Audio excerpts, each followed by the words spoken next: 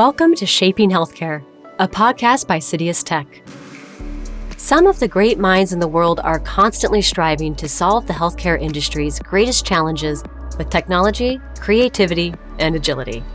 With every episode of the Shaping Healthcare podcast, we will take you deeper into the world of healthcare and life sciences and give you a perspective into what it takes to build a human-first, technologically enabled healthcare world. I'm your host, Laurel Rockel. Welcome to the Shaping Healthcare podcast. I'm your host, Laurel Rockel, and joining me today is Sridhar Turaga, the current SVP of Digital, Technology, and Analytics Services at CitiusTech. Sridhar has been with CitiusTech for nearly 4 years now, having previously worked as their SVP of Digital Innovation, Data Science, and Consulting until March of last year. Sridhar is also a founding member of Stable Bow, an organization that focuses on planting the seeds of innovation and craftsmanship in Indian children by augmenting their schooling and providing them with new opportunities to grow and learn. Sridhar, thank you so much for joining us today. Welcome to the podcast. Thank you, Lauren. Great talking to you. Really looking forward to our conversation today, but I want to first start with, what was the first initial spark that brought you into the field of healthcare? Someone told me healthcare was slow, so I joined and then COVID happened. Jokes apart. So I worked across a variety of industries and obviously applied technology, innovation, analytics over the last couple of years. But when you really ask the question, why are you doing what you're doing? You never find a purposeful meaning. You're just selling more credit cards, maybe. But when it comes to healthcare, you know that everything that you do eventually makes somebody's life better. A patient, a member, or some human out there. And that became so much more real during COVID. So it's something that I stumbled into, but I think I'm here to stay for the rest of my life. Well, sounds like it's really meant a lot to you to grab you and pull you in to such a degree and keep you. What a wonderful field. And yes, ever evolving and changing. And you have really, as you mentioned, just have had a really long, impressive career. What ultimately led you to CitiusTech? So I think a couple of things. Firstly, very inspired by our company, which keeps an interesting balance between entrepreneurial energy and the rigor of a large enterprise. It's very hard to find that balance in a company of our size and age. You either find companies that are like very entrepreneurial but don't stay the course, are indisciplined and just feel that ideas are all that matters, or they become so boring and process oriented in the name of scale that they lose that edge. I think thanks to our founders and the culture of the organization, which by the way now continues with our new CEO and investors, we seem to find that interesting balance between entrepreneurial spirit and the rigor needed in the enterprise. I've grown up in the world of startups, very excited by the opportunity to kind of be part of something that's so large and scaling. So that's what attracted me, and that's what kind of I've come to love about the company. And second thing is, everybody is just so like a family in this company. And everybody says that, Alex, like a very common term, but if you come to CitiusTech, you will understand what that means, to be a family. And that's very refreshing in work life today. Mm-hmm. Absolutely. So I have you here to talk about generative AI. A lot of people are familiar with that term, basically just from ChatGPT and its imagery and those sort of things that are coming out, and of its various art. But when were you personally first introduced to Gen AI? Yeah, so I've made a career out of being very boring and being very skeptical of new technologies. Maybe because I've seen a lot of them, and I get excited very easily, but very cautious when new things happen. So like everybody else, I obviously first encountered this in its current form in ChatGPT. But if you actually know about the space, this has been in the works for 10 years. It just happens that it's kind of caught public imagination now, but the underlying engineering and math for this, the foundation is being laid for the last 10 years. I got excited about this a long time ago when we were talking about embeddings and vectors and transformers. A lot of people didn't think much about it. So I was excited about this a long time ago. But this is, of course, the avatar that everybody's excited about. Yeah. And well, I feel like that's a great testimony to Gen AI, with you saying that you get excited about it, but you're also very cautious because I think the layperson or the public that's not quite so familiar with AI might have that reaction of like, oh, that's cool, but I'm a little nervous about it. So I feel to hear from you who's been exposed to it for so long and has that experience, that to say, I'm on board with it is probably a nice thing for people to hear. And so I was going to ask, I mean, do you think it's a fad? But it sounds like if it's been in the works for 10 years, that's not so much the case. Yeah. So I will first say it is not a fad. It is real, but for not the reasons people attribute to it. So I think the word generative AI has caught everybody's imagination, but there's a little bit more to it than the generative capability. I think that's the part that's captured everybody's imagination. That's what's exciting everybody. That's what's scaring everybody. But there is a lot more to it than generative AI. So one way to think about it is that most of the problems that AI and analytics attempted, if you go back and look, they've probably attempted some of the really, really tough problems. You're trying to diagnose a disease using medical imaging. It's very difficult for a physician to look at all the nuances of the information unless you're a super expert radiologist and access all that information. So there's a massive compute capability that allows to make and augment super experts. So you saw AI doing amazing things, voice recognition. You look at your, image recognition, where like really it's a lot of advanced math, compute, solved problems which humans can't handle so many variables. And then you saw analytics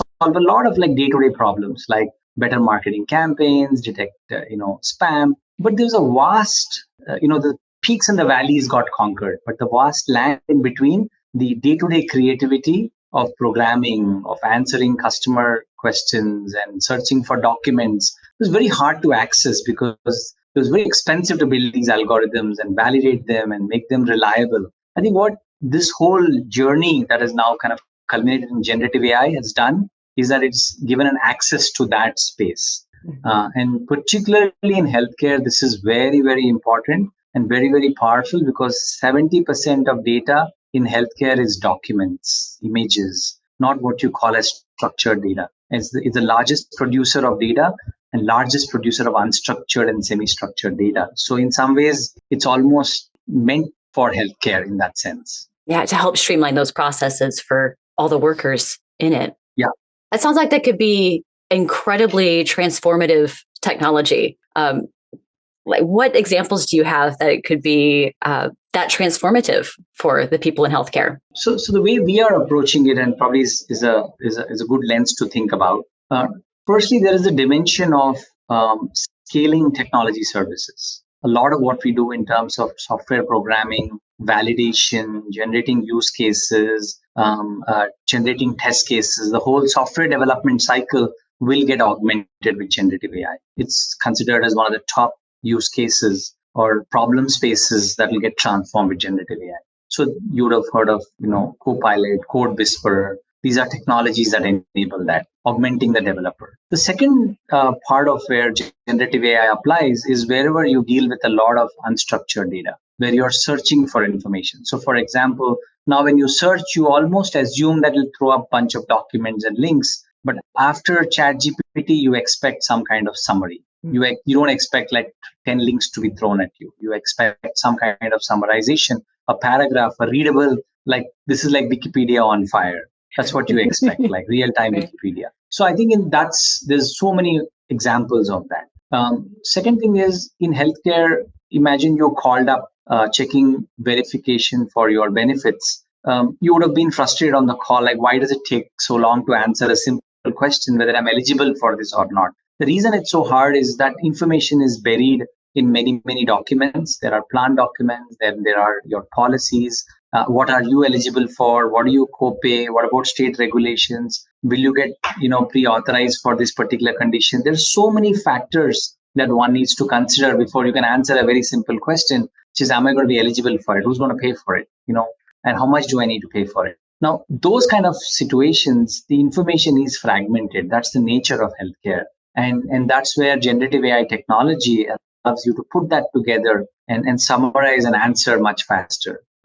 Making it easier for a patient or a member as well as make it easier for the care team or the support team on the other side trying to help the patient or the member. So I think that's a big use case. And then there are scenarios where if you look at healthcare, every time new technologies got added, it made life of physicians miserable because they're sitting and taking time away from patients, sitting and entering stuff. So there's another really powerful use case where the conversation is being captured, summarized, and entered into the underlying systems. This applies even to in the life sciences place in clinical trials where you need to create narratives and cases. So the nurses go have the conversation, it's recorded, and you can summarize. So a lot of the burden that care teams have in documenting, writing, entering into systems will come down significantly. So there's a whole range of possibilities. As I said, the rich lands in the middle have never been automated. I think time has come to automate a lot of that and augment that. Yeah, it sounds like it's allowing the doctors and nurses, like the providers of that care, to do more of that, to spend that time to be with their patients and automate the more frustrated or mundane Absolutely. tasks. Yeah. Absolutely. And the documentation is necessary because it's a regulated space. You need to document this information, but how do you kind of save them the time and do that for them or help them with it? Yeah, perfect. And so, while there are numerous healthcare use cases emerging that can transform that healthcare ecosystem using Gen AI, what do you see as the top 3 use cases in healthcare? I think the most impactful use case, not an easy one, but this is going to be the most impactful use case, is the benefits verification and benefit support. I mean, there are a billion calls are made every year. Hours are spent on the phone just answering questions. Am I eligible? Am I approved? And both the provider, the care team, the member, everybody is struggling to answer that. I think that's a huge cost unlock. Almost every form of automation that's been attempted has hit a wall. I think we can break through that finally. And we are talking about 70% of call center costs of a large payer being locked in this category of calls. We can move the needle finally, because what the underlying technology of embeddings and generative AI allows us is to lower the cost of training and picking up these components and answering these questions. I think that's the big unlock. Second big, application is smart search. People are searching for documents, research, images, this whole bunch of information everybody's searching for, researchers, care teams. I think generative AI will add that layer of summarization and finding information much faster. That'll be a huge use case. I think not in healthcare, but closer to healthcare, life sciences is a space where we operate as well. I think this whole narrative, safety narratives, case narratives of what happens in the field, particularly in distributed trials, is a huge productivity unlock involved in that. These 3 for sure are the big ones. A lot of work involved, not easy problems to solve, but I think solvable for the first time at the scale that we are attempting. Yeah, as somebody who has made some of those calls regarding eligibility and whatnot, I would appreciate that ease of use in the future. So thank you, thank you in advance for that. And I think that's wonderful and can really. It sounds like it can really speed up the process for everybody involved and be a big win for everybody. And so, what do you think about this scenario? Would you think programmers like disappear and generative AI take over a developer's job, or is there still a place for the developer? And that's the $1 billion question in tech services. I will let the secret out of the bag. So bad programmers will disappear. Okay. Because I think the way to think about this is, I think programming mindset will rule. Programming will change forever. If you look at the underlying capability, what you will find is that it's able to search through prior code bases, convert code from one frame to the other, or assist while code is being written to speed up the software development process. However, when you go a little bit deeper, what you will find is that you need to be able to ask the right questions. need to be able to discern between good code and bad code. You need to be able to discern if the problem is being solved by the underlying solution. I mean, the dumbest way to think about it is every time you cut and paste code, you copied code from somebody else, you actually created more work for yourself because you don't know what it's doing. So I think that a lot of the programmers who are bad programmers who have made a career out of just filling in the dots and not really having a design mindset, not having strong architectural capabilities, not being able to take ownership of the end result, I think will get automated out.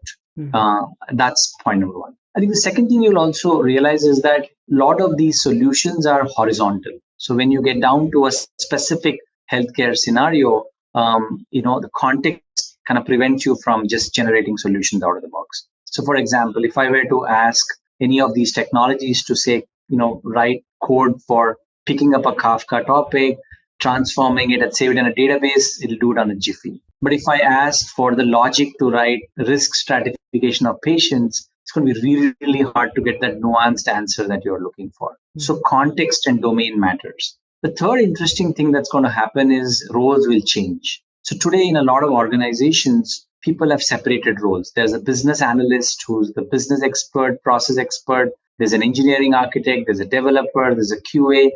Everybody kind of has their own niche and they're all needed. Today, with some of these capabilities, both from a knowledge search perspective and auto code generation, these roles will kind of start to converge. A great architect will also be a domain process expert. A domain process expert will have intuition around the underlying logic.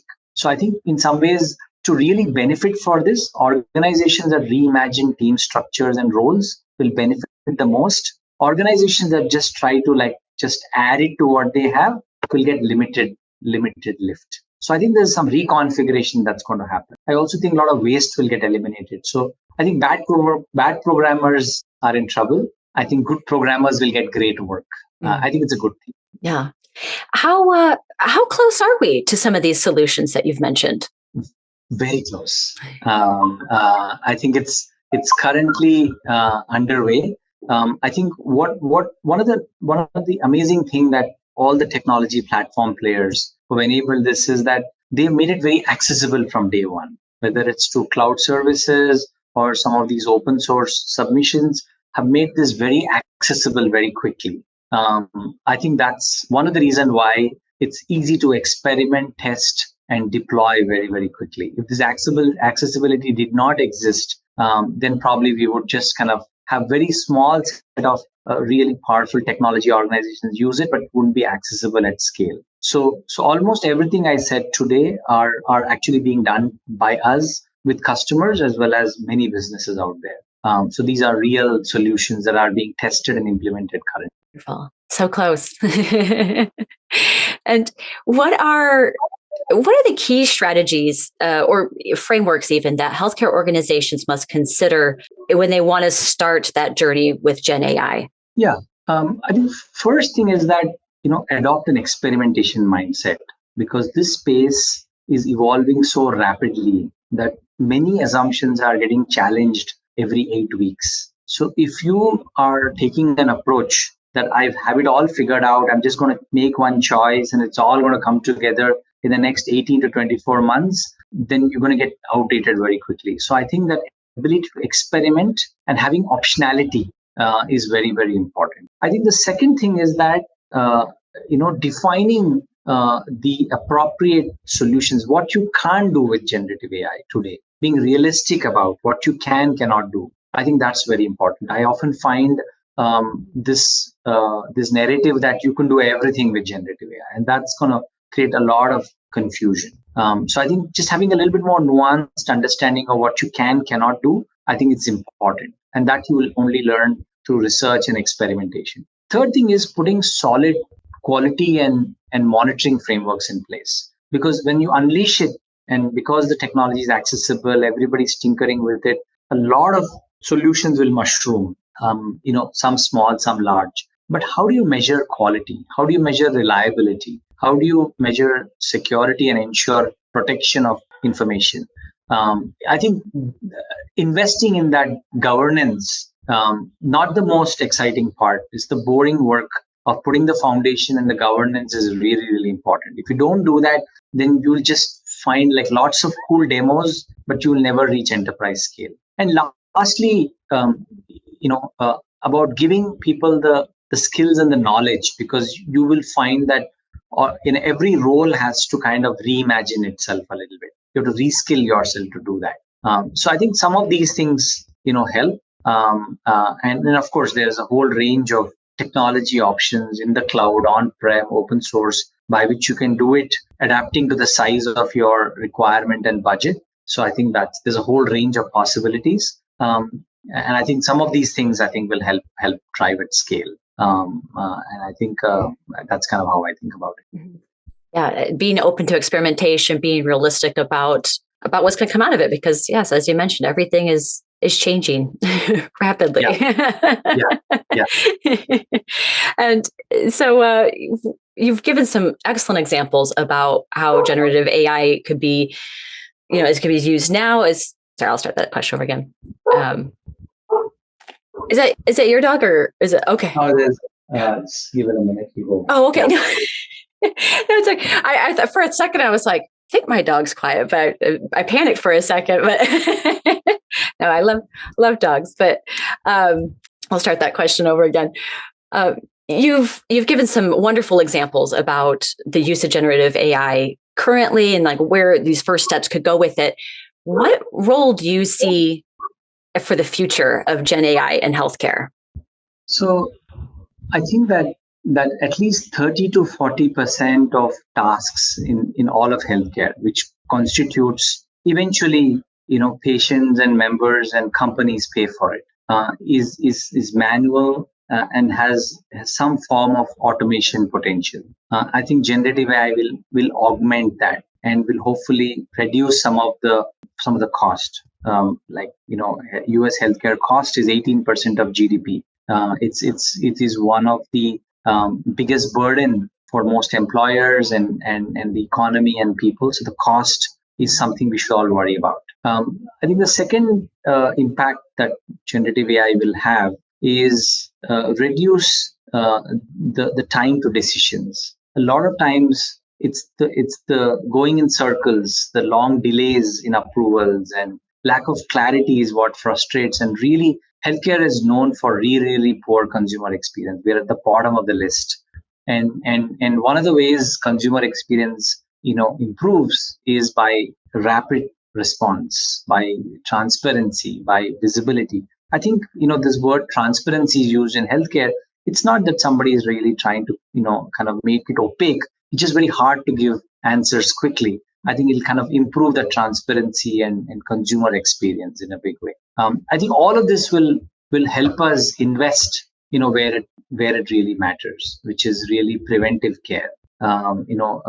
Take care of aging population. I think we'll kind of redirect resources which sometimes today are probably wasted into innovation. So I do think that I think of this as eliminating waste, improving experience, but eventually allowing us to redirect our energies to where we should all be putting our investments, which is making lives better.